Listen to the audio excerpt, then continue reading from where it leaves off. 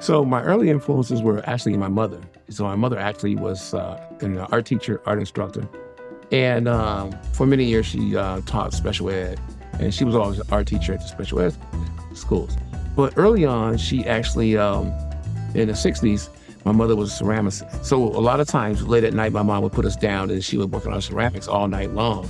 I mean, into the early morning. She was really dedicated to the arts. And then she also worked at Bushwick Park as a park director back in the day. So therefore, that's where I got my primary influence. But later on, my influence has kind of come from different areas.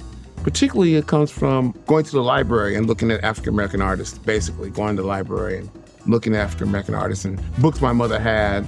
And so that kind of made me inquisitive to go to the library and look at, different artists and Romare Bearden and Aaron Douglas and Jacob Lawrence and people of that nature. So that inspired me.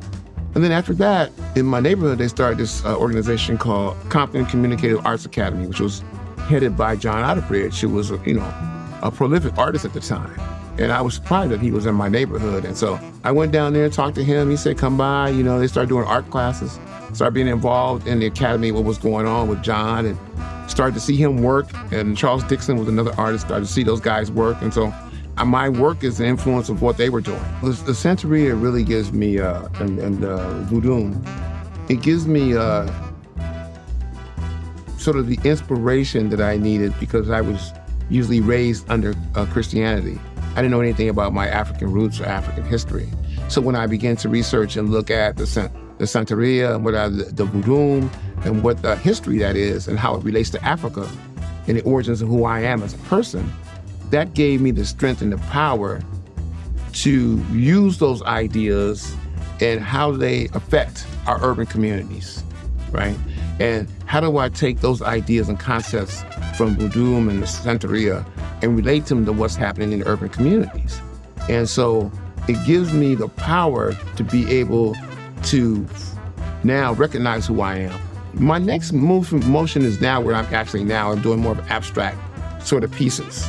So what I'm doing now is taking all those ideas and creating a sort of symbols or a language that I want to create with my new work. And it's not so figurative, it's not so representational, it's more abstract and it's a form now. So it's evolved to a form of abstraction with all these different kind of curves and movements and stories within this abstraction that I wanted to, narrative that I wanted to create. And the art scene in general, we have to continue to challenge society and just challenge the art world. And we have to continue to create our voice and be able to create a situation where young people can listen to who we are and learn something from who we are and take that legacy and continue that legacy. So that's my thing. That's why I've taught art for the last almost 28 years now.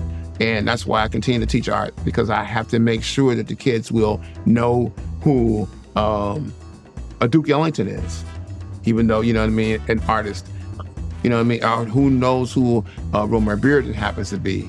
I want them to know who Billie Holiday was and draw her and find out her history and research who she was and to understand that jazz and art and what we've given to the world historically and the diaspora, that what we've given to them is a culture, and you have to respect that culture. And we live in a country sometimes where it doesn't respect that culture, African-American culture, even the people ourselves.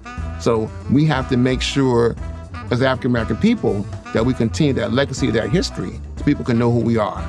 Unfortunately, I came from a gang community, so we had two colors, and the two colors were red and blue.